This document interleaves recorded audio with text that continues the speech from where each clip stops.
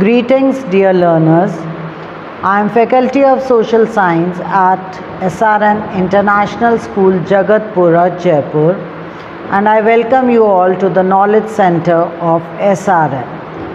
In today's video, we are going to learn about the topic Agents of Erosion from Grade 8 Social Studies book.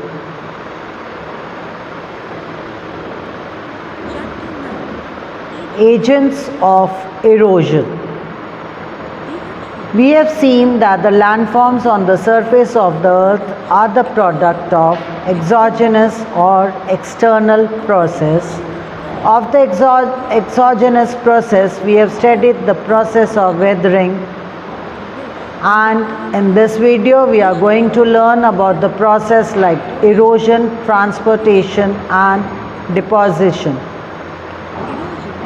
Erosion means wearing of rocks. This wearing takes place due to friction and scraping. The movement of wind, water and ice causes friction with rocks. This leads to the erosion of rocks.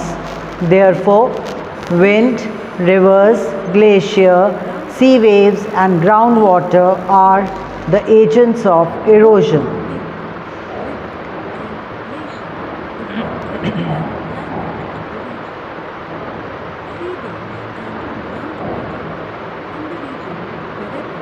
In the region wherever they exist, wind, river and glacier are in the gaseous, liquid and solid form respectively.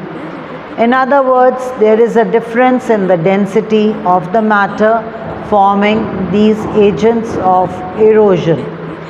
The velocities at which these agent moves also differs considerably.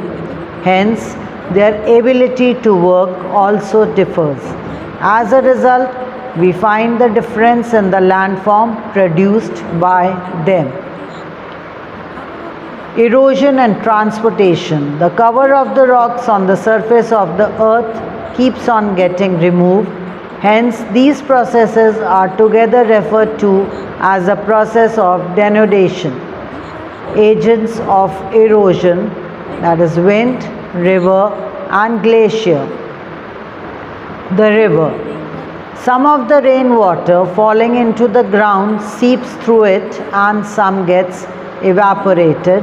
The remaining water start flowing along the slope of the land from higher ground to lower ground.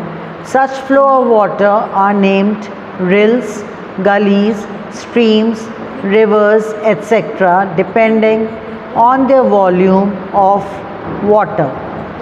The work of the river.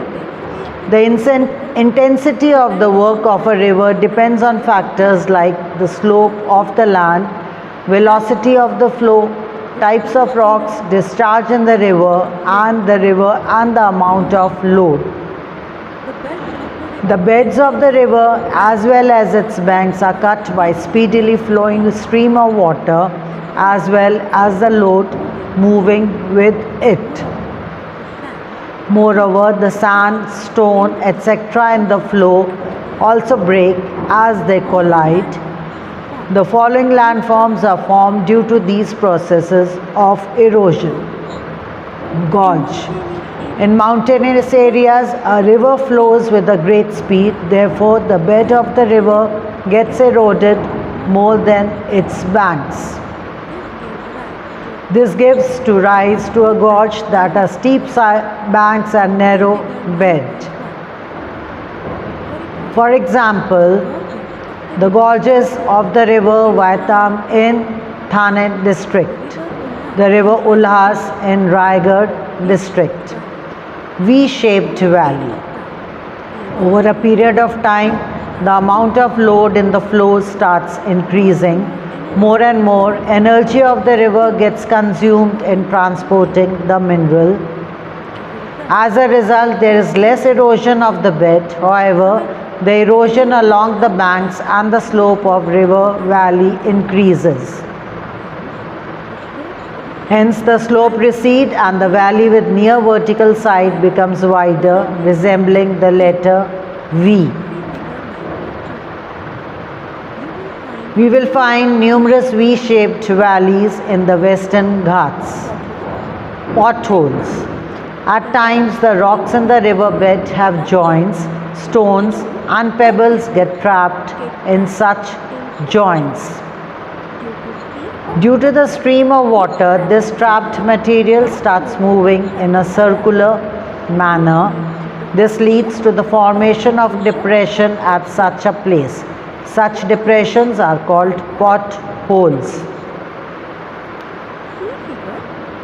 This leads to formation of a depression at such place. In the bed of river Kukad, at Negoj, at Bhegwar in Pune district, such potholes are formed on a large scale. Waterfall.